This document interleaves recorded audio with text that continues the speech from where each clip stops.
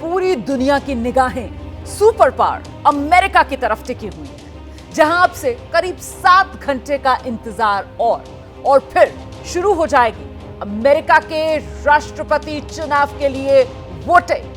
मतलब दुनिया के सबसे ताकतवर शख्स को चुनने का सिलसिला अमेरिका में शुरू होने वाला है। इस बीच बड़ी खबर आपको बता दें, दुनिया के सबसे ताकतवर देश में इस बार मुकाबला बेहद दिलचस्प है। और दिलचस्प इसलिए क्योंकि मुकाबला बेहद कांटे का है। अंदाजा लगाना मुश्किल है कि आखिरकार पलड़ा किसकी तरफ झुका हुआ है। एक तरफ है रिपब्लिकन कैंडिडेट डोनाल्ड ट्रंप और दूसरी तरफ है डेमोक्रेट उम्मीदवार कमला हैरिस। एक दूसरे को कड़ी टक्कर दे रहे हैं दोनों। राष्ट्रपति चुनाव के दौरान कई राज्यों में हिंसा की आशंका भी जताई गई है और इसी से निपटने के लिए सुरक्षा के कड़े इंतजाम कर दिए गए हैं। तो सोचिए जरा, दुनिया का सबसे पुराना लोकतंत्र और वहां पर हिंसा की आशंका भी जताई जा रही है, जिसके बाद सुरक्षा के पुख्ता इंतजाम कर दिए गए हैं। और ऐसे में इस बड़े कवरेज में सबसे पहले अमेरिकी राष्ट्रपति चुनाव से जुड़ी हुई जो बड़ी बातें हैं वो आपके लिए जानना जरूरी है। और सीधे आपको लेकर चलेंगे अपने सहयोगी अखिलेश आनंद के पास, डेटा सेंटर। अखिलेश जी शुक्रिया रोमाना। तो ये दरअसल दुनिया का सबसे पुराना लोकतंत्र है अमेरिका। तो जाहिर तौर पर यहां जो चुनाव होता है उस पर सबकी नजरें होती हैं और यही नहीं सुपर पावर है अमेरिका, तो वहां की जो नीतियां हैं, सरकार की नीतियां, वो पूरी दुनिया पर प्रभाव डालती हैं। बड़ी बातें मैं आपको सबसे पहले बता देता हूं इस चुनाव की, इसे जरा आप समझिए। रिपब्लिकन डोनाल्ड ट्रंप और डेमोक्रेट कमला हैरिस के बीच कांटे की टक्कर देखने को मिल रही है। अब तक के जो संकेत हैं, जीत के लिए 538 इलेक्टोरल वोट में से 270 चाहिए होते हैं। कैलिफोर्निया में सबसे ज्यादा यानी 54 इलेक्टोरल वोट हैं। और आपको मैं यह भी बता दूं कि अमेरिका के 19 करोड़ मतदाता नए राष्ट्रपति का चुनाव करने वाले हैं। वो तय करेंगे कौन बनेगा राष्ट्रपति। वोटिंग की प्रक्रिया कई दिन पहले ही शुरू हो चुकी है। वहां पर भारत से बहुत अलग है वोटिंग की पूरी प्रक्रिया। 7.5 करोड़ से ज्यादा वोटर अर्ली वोटिंग के जरिए मताधिकार का इस्तेमाल कर भी चुके हैं। और आपको मैं ये बताऊं कि दरअसल 7 स्विंग स्टेट के नतीजे ये तय करेंगे कि अमेरिका का अगला राष्ट्रपति कौन होगा, क्योंकि ये 7 जो स्विंग स्टेट हैं, कुल मिलाकर 93 इलेक्टोरल वोट हैं। और एक और अहम बात, प्री पोल सर्वे से चुनाव की तस्वीर पूरी तरह साफ नहीं है, उलझन है। चुनाव जीती तो पहली महिला राष्ट्रपति बन जाएंगी कमला हैरिस, ये एक बहुत बड़ी उपलब्धि उनके नाम भी होगी। डोनाल्ड ट्रंप लगातार तीसरी बार राष्ट्रपति का चुनाव लड़ रहे हैं। तो ये कुछ बड़ी बातें जो इस चुनाव को लेकर बहुत ही महत्वपूर्ण है और इस चुनाव को खास बनाती हैं। सीधे मैं आपको लिए चलता हूं रोमाना के पास। और इस बीच आपको यह भी बता दूं कि थोड़ी देर में कमला हैरिस और ट्रंप की रैली भी होनी है। चुनाव से पहले दोनों की आखिरी रैली होगी और मिशिगन में यह आखिरी रैली होगी। डोनाल्ड ट्रंप की रैली फिलाडेल्फिया में होने वाली है। कुल मिलाकर दोनों ही नेता आखिरी रैली वोटिंग से पहले, और वोटिंग भारतीय समय के अनुसार शाम 4:30 बजे के आसपास शुरू हो जाएगी।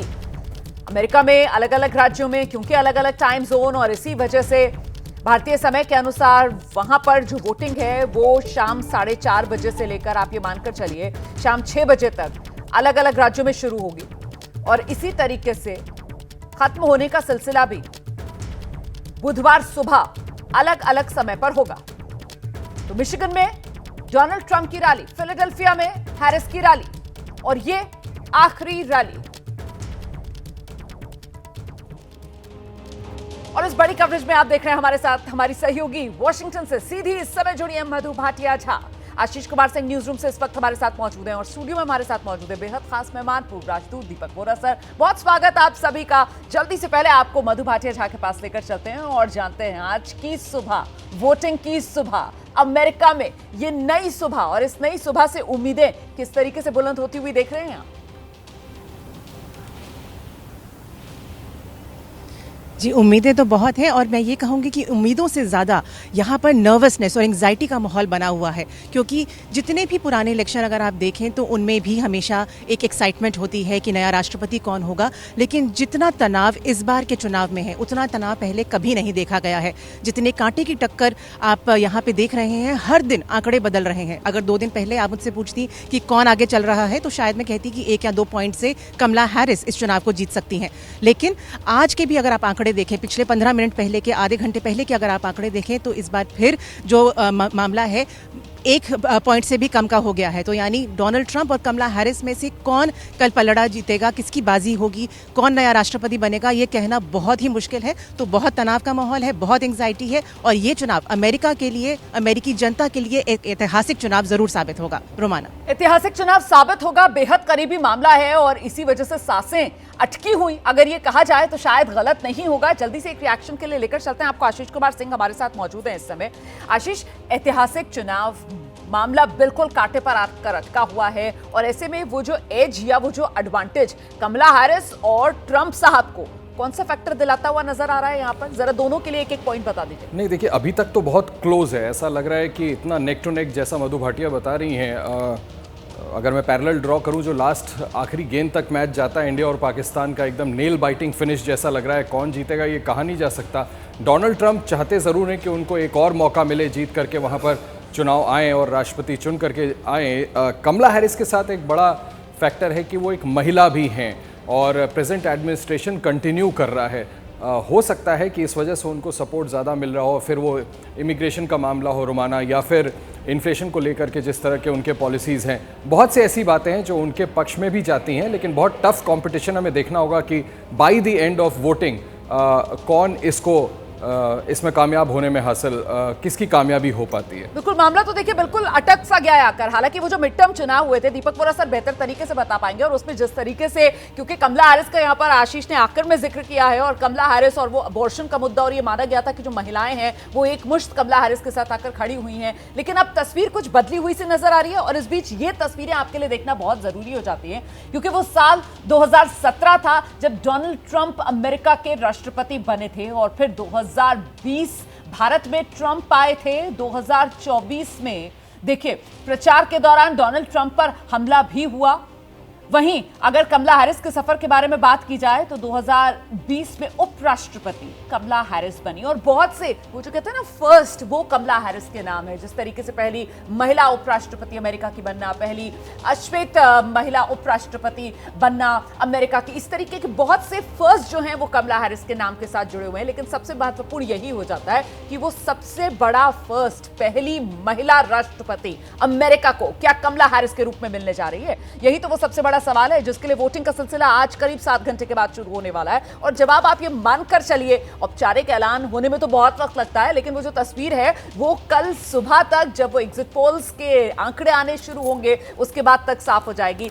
जल्दी से दीपक बोरा सर से एक रिएक्शन लेते हैं। सर, क्या लग रहा है? वो बहुत सारे फर्स्ट कमला हैरिस के पास हैं, लेकिन ये जो सबसे बड़ा फर्स्ट है, अमेरिका की पहली महिला राष्ट्रपति, वो ग्लास सीलिंग क्रैक कर सकती हैं कमला हैरिस? आभारी हूँ जब भी आप मौका देती हैं आपके साथ आने का, आपसे सीखने का, और आपके बाकी जो स्पेशलिस्ट हैं, रिपोर्टर्स हैं, कॉलीग्स हैं। अभी सिंह साहब बता रहे थे कि ये नेल बाइटिंग फिनिश होने वाली है, तो सिंह साहब देखिए, मैं भी बैठा हुआ अपने नेल्स को बाइट कर रहा था सुनने के लिए कि क्या होने वाला है वहाँ पर। ये आपने बिल्कुल सही कहा है कि पहली कलर्ड लेडी हैं जो हाईएस्ट लेवल पर जाने की कोशिश कर रही हैं। मेरा मानना है, मैंने अमेरिका में 3 इलेक्शन देखे हैं। मैं जब पोस्टेड था वहाँ पर मिड 80s में, उसके बाद 2016, 2020 में वो वहीं था और कई बार वहाँ गया हूँ। उसका सिस्टम तो अभी भी पूरी तरह से मैं समझ नहीं पाता, ये इलेक्टरल कॉलेज का क्या सिस्टम है। जो शब्द कॉलेज, जैसे स्कूल और कॉलेज होते हैं, वो उनके संविधान में नहीं है और 200 साल में 700 बार कोशिश की गई है इसको बदलो। मैं बहुत जल्दी से बता देता हूँ कि डायरेक्ट इलेक्शन क्यों नहीं होते। वो क्योंकि जो फाउंडिंग फादर्स थे अमेरिका के, उन्होंने बोला भाई डायरेक्ट इलेक्शन में अगर 3 लोग हैं तो फिर किसके 51% होंगे, फिर रन ऑफ होगा, ये होगा वो। फिर कांग्रेस से क्यों नहीं करवा लेते, उनकी लोकसभा और राज्यसभा क्यों नहीं चुनते? बोले नहीं, उसमें भी फिर पार्टीज का क्या रोल होता है, ये होता है, वो होता है। तो ये बड़ा कॉम्प्लिकेटेड सिस्टम इलेक्टर्स का उन्होंने बना दिया। जो समझ सकता है उसको 4 PhD मिलनी चाहिए, बहुत कॉम्प्लिकेटेड है। लेकिन इस समय मैडम, बाय द वे, दुनिया के सबसे ज़्यादा दांत जो फोटोग्राफ किए गए हैं वो मैडम कमला दीदी हैरिस के हैं, क्योंकि हर चीज़ पे वो दांत दिखाती हैं अपने। तो लोग कहते हैं कि भी वैसी तस्वीर चल रही देख लीजिएगा, लोग कहते हैं उसकी हंसी जो है वो बहुत आर्टिफिशियल है, नेचुरल नहीं है। खैर, अब जो भी वो ये लोग तो आपने विरोधियों की बात कर दी, समर्थक तो कहते हैं कि बहुत इन्फेक्शियस है भाई, बहुत इन्फेक्शियस है। वैसे इसका स्माइल है। हम और दोनों तरफ की बात करेंगे। देखिए, और डोनाल्ड ट्रंप साहब लोग कहते हैं हमेशा स्काउल करता रहता है, ऐसे करके देखते हैं आप दोनों के बीच में, ये देखें। बट बेसिक इशू जैसे आप भी जानती हैं, मुझसे बेहतर जानती हैं कि वहाँ पर ये सब ठीक है कि इंडियन कम्युनिटी, हिंदू कम्युनिटी को कंडेम किया, जो अटैक्स हुए हैं बांग्लादेश में कंडेम किया डोनाल्ड ट्रंप ने। हिंदू वोट मैम एक बहुत दिलचस्प चीज़ जो मैं ऑब्जर्व कर रहा था, मैं रोज़ बात करता हूँ अपने कॉलीग्स एंड फ्रेंड्स से जो एक्स सेनेटर्स हैं, कांग्रेसमैन हैं, इंटेलेक्चुअल्स अमेरिका में, वो कहते हैं कि जो 7 स्विंग स्टेट्स हैं वहाँ पर 1000 या 2000 या 3000 वोटों से फैसला होगा और जो हिंदू इंडियन कम्युनिटी है उनकी संख्या वो 2000-3000 से ज़्यादा है, तो वो एक बहुत क्रूशल रोल प्ले करेंगे इस इलेक्शन। इसीलिए कमला दीदी ने बाद में आखिर में ट्वीट किया कि मेरी माँ तो 19 साल की उम्र से 19 साल उम्र में भारत से आई थी और उसका करेज जो था उसने मुझे वो बनाया जो मैं आज में हूँ। लेकिन उसने अभी कंडेम नहीं किया जो अटैक्स में, ना जो कनाडा में आपने देखा था ये ब्रैम्पटन में, वो क्या नाम है उसका, डस्टबिन ट्रूडो की सरकार ने किस तरह से उसको इनकरेज किया और उसके एक पुलिस वाला भी वहाँ पार्टिसिपेट कर रहा था उस डेमोन्स्ट्रेशन में। अमेरिकन के लिए आज 3 मुद्दे सबसे इंपॉर्टेंट है मैम। ये अबॉर्शन का तो है ही, फर्स्ट आई थिंक इन्फ्लेशन है, ठीक है, महंगाई बहुत महंगाई है। मैं तो जाता हूँ ना, जो पिछले साल अगर मैंने $25 की पतलून खरीदी थी अब 35 की हो गई है। महंगाई बहुत वहाँ पर एक जबरदस्त मुद्दा है लोगों के लिए। दूसरा है एम्प्लॉयमेंट, रोजगार, क्योंकि बहुत से इलीगल इमिग्रेंट्स आ गए। लोग कहते हैं 1 करोड़, 1.5 करोड़, 2 करोड़, तो ये मिनिमम वेज से कम में काम करने को तैयार हैं। और जो अमेरिकन्स हैं, चाहे वाइट हो चाहे ब्लैक हो, वो इससे खुश नहीं है क्योंकि उनको मिनिमम वेज चाहिए।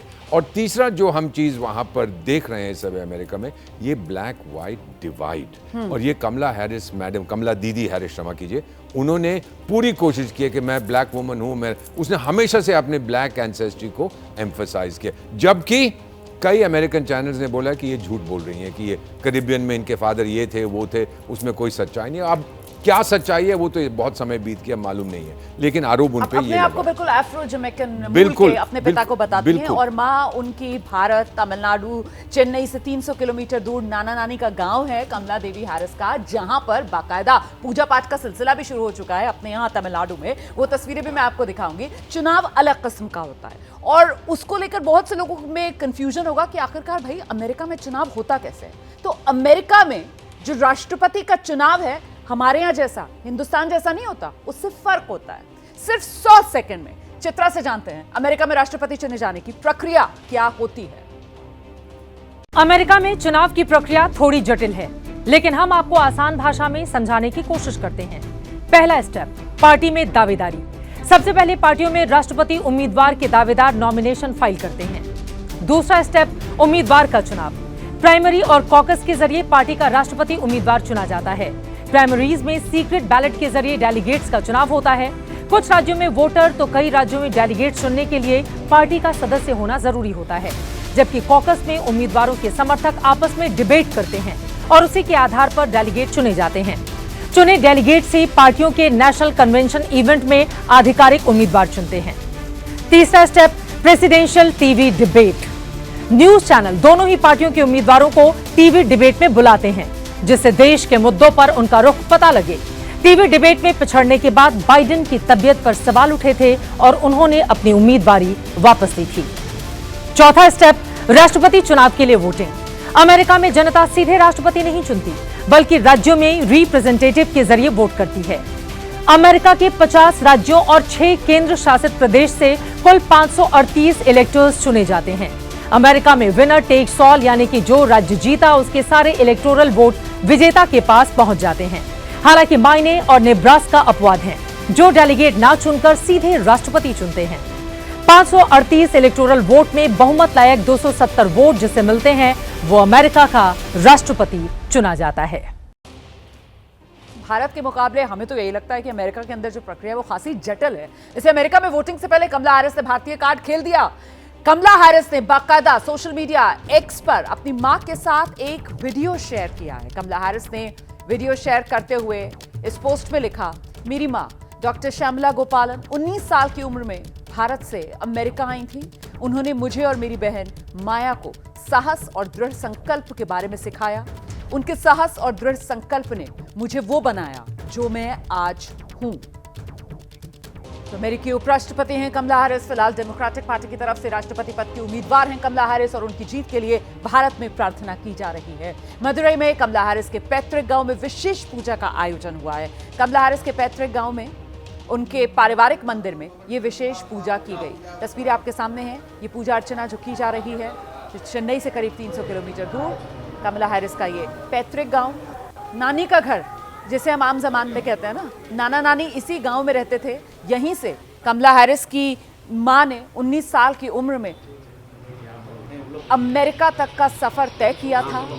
साइंटिस्ट थी वो और फिर वहां जाकर उन्होंने अपना करियर बनाया। तो फिलहाल ये दुआओं का दौर जो कमला हैरिस के लिए जारी है, लेकिन कमला हैरिस के लिए मुकाबला आसान नहीं रहने वाला है, क्योंकि माना यह जा रहा है कि इस बार मामला बेहद कांटे का है। बराबरी पर आकर बात अटकी हुई है और अगर ट्रंप या हैरिस पे किसी को भी बहुमत नहीं मिलता है, यानी 538 कुल इलेक्टोरल कॉलेज के वोट्स और उसमें से 270 वोट अगर किसी के हिस्से में नहीं आए और मामला 269 पर आकर टाई हो गया, तो क्या होगा? ये जानने के लिए सीधे आपको लेकर चलते हैं अपने सहयोगी अखिलेश के पास।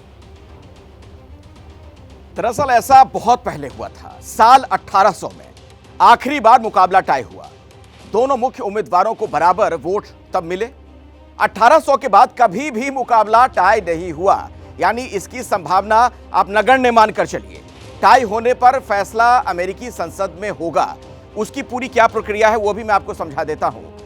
हाउस ऑफ रिप्रेजेंटेटिव राष्ट्रपति को चुनेगा, सीनेट अमेरिका के उपराष्ट्रपति का चुनाव करेगा। तो अगर इस तरीके के हालात पैदा हुए तब फिर यह तरीका होता है। रोमाना और आइए सीधे आपको लेकर चलते हैं। तमाम सहयोगी हमारे साथ इस वक्त मौजूद हैं। मैं मधु भाटिया झा के पास आपको लेकर चलूंगी और उन्हीं से जानते हैं नौबत आ सकती है कि इस तरीके की टाई की भी। मधु, आप तो वहीं अमेरिका में मौजूद हैं, हालात क्या बने हुए ग्राउंड पर? देखिए, थ्योरेटिकली कुछ भी हो सकता है। थ्योरेटिकली अगर देखें तो 269 का आंकड़ा आ सकता है, लेकिन अगर टाई होता है और अगर ये मामला कांग्रेस में जाता है तब क्या होगा, जैसा अखिलेश समझा रहे थे कि अगर जो हाउस ऑफ रिप्रेजेंटेटिव्स है अगर वो चुनते हैं राष्ट्रपति, तब इसका फायदा ट्रंप को मिलेगा, क्योंकि फिलहाल जो मेजॉरिटी है वो रिपब्लिकन्स की है। जहां तक सेनेट की बात करते हैं तो वहां पर फिलहाल मेजॉरिटी डेमोक्रेट्स की है, लेकिन उसमें ज्यादा सीटें जो इस बार के चुनाव में जो खड़े हुए हैं वो डेमोक्रेटिक पार्टी के कैंडिडेट है। और यही संभावना जताई जा रही है कि हो सकता है कि अगर जब चुनाव के नतीजे आते हैं, जो सेनेट है वो डेमोक्रेटिक पार्टी के हाथ से निकलकर शायद रिपब्लिकन्स की मेजॉरिटी हो सकती है। तो अगर रिपब्लिकन्स की मेजॉरिटी होती है तो फिर दोनों ही चेंबर्स ऑफ कांग्रेस में रिपब्लिकन्स की मेजॉरिटी होगी और ऐसे में फायदा ट्रंप को मिलेगा और नए राष्ट्रपति ट्रंप होंगे। लेकिन प्रैक्टिकल तौर पे अगर देखा जाए तो इसकी संभावना बहुत ही कम है, क्योंकि जिस तरह से आंकड़े जा रहे हैं, जो रिजल्ट्स आ रहे हैं, उसमें लग रहा है कि कांटे की टक्कर भले ही होगी, लॉ सूट्स भले ही ट्रंप फाइल करेंगे या कोई और पार्टी फाइल करेगी, तो ये मामला लंबा खिंच सकता है। लेकिन 269 का आंकड़ा दोनों पार्टियों को आने के लिए एक बहुत ही सारे, जो कहते हैं ना, all things have to fall in place for that magic number, तो वो होना थोड़ा मुश्किल लग रहा है। बिल्कुल महत्वपूर्ण बात आप बता रही हैं और जरा जल्दी से अब आशीष का रुख करते हैं और आशीष से समझते हैं। आशीष, एक तो ये बात कांटे के मुकाबले की, और अगर मामला बिल्कुल टाई हो जाता है तो भी कितने साल के बाद ऐसा देखने के लिए मिलेगा अमेरिका में। और वहीं मुझे लगता है सर डोनाल्ड ट्रंप साहब वो भी तो एक तरीके से इतिहास बनाएंगे ना। यहाँ पर लगातार तीसरा मौका है, राष्ट्रपति चुनाव में किस्मत आजमा रहे हैं। 2017 में शपथ ली, राष्ट्रपति बने, 2020 का चुनाव हार गए, एक बार फिर से अब वो चुनाव मैदान में, और अगर वो जीतते हैं तो कमबैक कोई करेगा राष्ट्रपति अमेरिका का। ये भी दशकों-बादी हो रहा होगा, ये भी एक रिकॉर्ड बनेगा। आशीष जी हाँ, बिल्कुल बहुत बड़ी बात है और आप बिल्कुल ठीक कह रही हैं। जब दूसरी बार सभी को याद है वो तस्वीरें, जब वो चुनाव हारे थे तो कितने जिद्दी आदमी हैं कि कैपिटल हिल छोड़ने के लिए तैयार नहीं थे। उनके समर्थकों ने कैसे बार्ज इन किया था, काफ़ी वहाँ पर उपद्रव की तस्वीरें हमने देखी थी। एंड इन अ वे उन्होंने इंसिस्ट किया है इस बार तीसरी टर्म प्रेसिडेंसी लेने के लिए। तो निश्चित तौर पे ये बहुत कांटे की टक्कर रहने वाली है, बड़ा इंटरेस्टिंग भी रहने वाला है। बहुत आर्ग्यूमेंट भी है इसको लेकर के कि भारत के लिए कौन अच्छा होगा, ट्रंप अच्छे होंगे या कमला हैरिस अच्छे होंगे। बहरहाल आपका अटेंशन मैं इन्वाइट करना चाहूँगा, अभी थोड़ी देर पहले एक्सटर्नल अफेयर्स मिनिस्टर ने ऑस्ट्रेलिया में एक बयान दिया है कि जो भी नतीजा होता है इंडिया और अमेरिका के रिश्ते आगे ही बढ़ेंगे। वैसे भी हमने देखा है कि बाईपार्टिजान सपोर्ट जो है वो इंडिया को लेकर के वो अमेरिका में तकरीबन सेम है। तो भारत के लिए वैसे भी कोई चिंता की बात नहीं है, लेकिन निश्चित तौर पर बहुत कीनली ऑब्जर्व किया जा रहा है और निश्चित तौर पर ये एक इतिहास बनेगा, एक हिस्टोरिक मोमेंट होगा अगर ट्रंप एक बार फिर जीतने में कामयाब होते हैं। प्रधानमंत्री मोदी के वो पहले से दोस्त हैं तो भारत के लिहाज से भी अगर इस तरह का नतीजा आता है तो निश्चित तौर पर सकारात्मक ही रहेगा। तो दीपक बोरा सर, ये जो सवाल बार बार पूछा जाता है ना कि साहब ट्रंप साहब जीतेंगे या कमला हैरिस जीतेंगी तो भारत के साथ रिश्तों पर क्या असर पड़ेगा, तो मेरे ख्याल से उसमें तो द्विपक्षीय जो रिश्ते हैं भारत और अमेरिका के, वहां पर तो किसी तरीके के बदलाव की कोई गुंजाइश बचती नहीं है। जिस तरीके के गूढ़ गाढ़े संबंध पिछले दशकों में भारत और अमेरिका के बीच बन चुके हैं वो तो एक कंटिन्यूएशन रहता है सर। लेकिन अमेरिका में जो राष्ट्रपति बनेगा और उसके अन्य दुनिया के देशों के साथ जिस तरीके के रिश्ते होंगे, वो जो प्ले अप करेंगे, वो पूरा का पूरा ग्लोबल ऑर्डर, उसका कहीं ना कहीं असर उस पर हमारी नजर होगी। ना केवल अमेरिका में बल्कि बहुत से देशों में, या मेरा ख्याल सारे देशों में, अकेला एक व्यक्ति तय नहीं करता कि हमारी नीति क्या होगी, भले ही वो प्राइम मिनिस्टर हो या प्रेसिडेंट हो। वो डिसीजन लिया जाता है कलेक्टिवली। भारत का एग्जांपल देता हूँ, अगर विदेश नीति का मामला है तो हमारी finance ministry, ministry of external affairs, prime minister's office, कुछ हद तक हमारी मिलिट्री भी, सब मिलकर फैसला करते हैं कि भाई इस तरह का होना चाहिए संबंध, इसके साथ इस तरह का। 6 देशों में मैं आपका राजदूत रह चुका हूँ, 7 अन्य देशों में काम किया है। मैं इतना जानता हूँ और मेरा ये अनुमान है कि अगर आप 100% लें जो फैक्टर्स होते हैं दो देशों के बीच में रिलेशनशिप में, तो केवल 5% होता है व्यक्तित्व, पर्सनैलिटी, बाकी 95% होता है इंटरेस्ट। आज 2024 में भारत और अमेरिका के जो संबंध हैं, हाँ थोड़े हिकअप्स हैं, थोड़े इरिटेंट्स हैं, लेकिन by and large America Bharat को चाहता है, भारत की ताकत को वो देख रहा है, भारत के मार्केट को वो देख रहा है। चीन का मार्केट तो खत्म हो गया और भारत को कटिंग एज टेक्नोलॉजी चाहिए, इन्वेस्टमेंट चाहिए जो अमेरिका से आ सकते। तो दोनों का इंटरेस्ट है कि इन संबंधों को और मजबूत बनाया जाए और मैं इसमें कोई बाधा नहीं देखता हूँ। बिल्कुल सर, जरा हम तस्वीरें दिखाएंगे दर्शकों को। दरअसल फिलाडेल्फिया में चुनाव से पहले कमला हैरिस की वो जो अंतिम रैली है, ये उसकी तस्वीरें आपके सामने हैं। उनके समर्थक जुटे हुए नजर आ रहे हैं। कुछ ही देर में कमला हैरिस यहां इस रैली को संबोधित करेंगी। फिलाडेल्फिया, तस्वीरें आपके सामने, कमला हैरिस की ये आखिरी चुनावी रैली। और हैरिस के समर्थन में ये जो रैली हो रही है, इसमें मुझे तो फिलहाल यहां पर महिलाएं काफी संख्या में नजर आ रही हैं। और क्या यही महिलाएं जो हैं वो एक्स फैक्टर हो सकती हैं? कमला हैरिस जो बराबरी के मुकाबले में कांटे की टक्कर में अटकी हुई हैं, क्या उनकी नैया पार लगाने में महिलाएं ही अहम भूमिका निभाने वाली हैं? इसी पर सबकी नजर टिकी हुई है। जल्दी से आपको लेकर चलते हैं। आशीष कुमार सिंह हमारे साथ मौजूद हैं। आशीष, ये महिलाएं जो हैं यही एक्स फैक्टर साबित हो सकती हैं क्या अगर कमला हैरिस जीतती हैं तो उनकी जीत में? नहीं, बिल्कुल 100% ये एक टर्न अराउंड फैक्टर साबित हो सकता है। मैं आपसे पहले भी कह रहा था कि महिला है, ये एक बहुत बड़ा फैक्टर हो सकता है। अमेरिका को पहली महिला राष्ट्रपति मिल सकती है। हमें अभी भी याद है वो तस्वीरें, आपको याद होगा सैलाब सा आया था जब पहली बार अमेरिका को एक ब्लैक अमेरिकन प्रेसिडेंट मिला था बराक ओबामा में। तो ये एक टर्न अराउंड हिस्टोरिक मोमेंट हो सकता है अमेरिका में। शायद इसी वजह से महिलाएं, हम ये देख भी रहे हैं कि वो जहां भी पब्लिक अपीयरेंस अपना दे रही हैं वहां पर महिलाओं की बड़ी अच्छी खासी संख्या रहती है और शायद इसी वजह से वो उनको केटर करने की कोशिश भी कर रही हैं। और साथ ही मैं देख रहा हूं कि हाल फिलहाल वो डोमेस्टिक इश्यूज़ को एड्रेस करने की भी कोशिश कर रही हैं। मैं देख रहा था कि अभी एक रोज़ पहले वो कह रही थी कि उनका उद्देश्य है कि वो कॉस्ट ऑफ लिविंग को कम लेकर के आए। ये बहुत महिलाओं को इम्पैक्ट करता है, चाहे वो साउथ एशिया हो, चाहे वेस्टर्न कंट्रीज़ हो। भले ही मॉडर्न वेस्टर्न कंट्रीज़ में लड़कियां ज़्यादा बाहर निकलती हैं, लेकिन कॉस्ट ऑफ लिविंग सभी को इम्पैक्ट करता है। मिनिमम वेजेस को रेस करने की वो बात कर रही हैं। तो हर वो मुद्दा है जिसको एड्रेस करने की कोशिश कर रही हैं महिलाओं की सुरक्षा को लेकर के उनको। लेकिन क्योंकि आशीष आपने यहाँ पर एक कंपैरिजन जो है वो बराक ओबामा से यहाँ पर रखा है, मुझे लगता है वोरा सर का। अच्छा, मधु भी हमारे साथ मौजूद है, जरा मधु के पास पहले चलते हैं। मधु, जिस बात का जिक्र यहाँ पर आशीष ने किया और वो ओबामा साहब का नाम लेकर है, लेकिन मुझे ओबामा साहब का चुनाव याद आता है और उसमें जिस तरीके का उत्साह और वो साफ नजर आता था कि अमेरिका में क्या होने जा रहा है, खासतौर से यस वी कैन, वो जो गूंज सुनाई पड़ती थी, उस तरीके का किसी एक उम्मीदवार के पक्ष में इस बार अमेरिकी चुनाव जाता हुआ नजर नहीं आ रहा, जिसका जिक्र आप भी कर रही थी कि आज जब बिल्कुल मतदान होने वाला है तब भी कहना मुश्किल है कि मामला किधर जाएगा। ऐसे में अभी की स्थिति के लिहाज से एडवांटेज कमला हैरिस अगर होता है तो वो कौन सा फैक्टर होगा, या एडवांटेज डोनाल्ड ट्रंप अगर होता है तो वो कौन सा फैक्टर होगा? एक एक बड़ा फैक्टर दोनों के पक्ष में जाता हुआ। मधु, अगर कमला हैरिस के लिए एक एडवांटेज मैं आपको बताऊं तो वो सबसे बड़ा फैक्टर है अबॉर्शन वाला इशू, क्योंकि वही एक मसला है जिस पर डोनाल्ड ट्रंप कमला हैरिस से पिछड़ रहे हैं और ये बात वो जानते हैं कि महिला वोटरों का वोट उनके लिए कितना अहम है। अगर आप आज की उनकी रैलीज देखें, आज क्लोजिंग रैलीज थी, उसमें उन्होंने बहुत स्ट्रैटेजिक तरीके से एक इमेज बनाई जिसमें ट्रंप के मंच के पीछे महिलाओं की भीड़ को बिठाया गया और ये लगातार दिखाने की कोशिश कर रहे हैं आखिरी दिन कि महिला वोटर्स जो हैं वो ट्रंप के साथ हैं, क्योंकि वो जानते हैं सिर्फ इस मुद्दे पर वो कमज़ोर हैं। लेकिन कमला हैरिस के लिए यही मुद्दा सबसे ज़्यादा स्ट्रांग है, क्योंकि महिला जो वोटर्स हैं अमेरिका की, वो अबॉर्शन के मुद्दे पर बहुत ज़्यादा चिंतित हैं। और अगर मैं ट्रंप की बात करूं तो सबसे बड़ा जो स्ट्रांग पॉइंट ट्रंप के लिए है, जिस पे कमला हैरिस पिछड़ रही हैं, वो है इलीगल इमिग्रेशन का मुद्दा। यहाँ पर इस समय जिस तरह के हालात हैं उसमें जो आम अमेरिकी जनता है वो ये मानती है कि अब कमला हैरिस और डेमोक्रेटिक पार्टी ने, बाइडेन सरकार हो चाहे कमला हैरिस जब वाइस प्रेसिडेंट थी, और as a policy democratic party ने उतना काम नहीं किया है इलीगल इमिग्रेशन को रोकने का, और उसकी वजह से देश में बहुत सारी समस्याएं पैदा हो रही हैं।